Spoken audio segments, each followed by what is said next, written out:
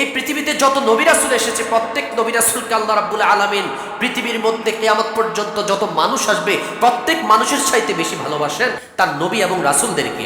সেই নবী রাসূলদেরকে আল্লাহ রাব্বুল আলামিন স্পেশাল একটা দোয়া দান করেছেন, যে দোয়াটা করলে কোনো দেরি নেই, কোনো অপেক্ষা নেই, আল্লাহ রাব্বুল আলামিন সাথে সাথে বান্দার অর্থাৎ আল্লাহর সেই রাসূল এবং নবীর দোয়াটা সাথে সাথে কি করে নেয়?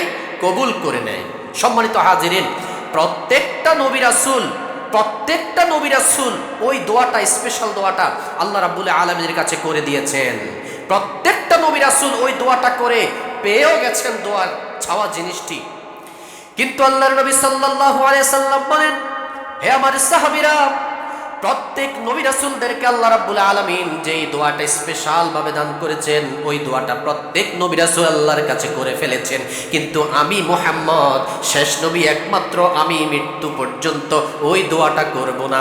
বরং আমি আমার এই দোয়াটা কিয়ামতের ময়দানে যখন আমার উম্মতেরা আল্লাহ রাব্বুল আলামিনের সামনে বিপদগ্রস্ত হয়ে যাবে, হতাশাগ্রস্ত হয়ে যাবে, আল্লাহ রাব্বুল আলামিনের সামনে কিয়ামতের ময়দানে অসহনীয় যন্ত্রণা সহ্য করবে, ঠিক ওই মুহূর্তে আমি রাসূল আল্লাহর কাছে আমার উম্মতের জন্য স্পেশাল ওই দোয়াটা করে নেব। বলেন সুবহানাল্লাহ।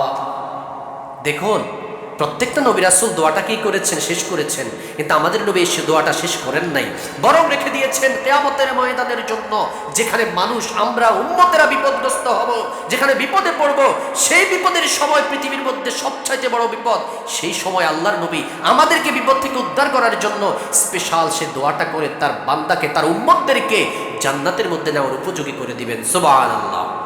আমরা কিন্তু সেই নবীকে চিনলাম না, আমরা সেই নবীকে চিনলাম না, সে নবীর দ্বার ধারি না, আমরা সুন্নাহ মানি না।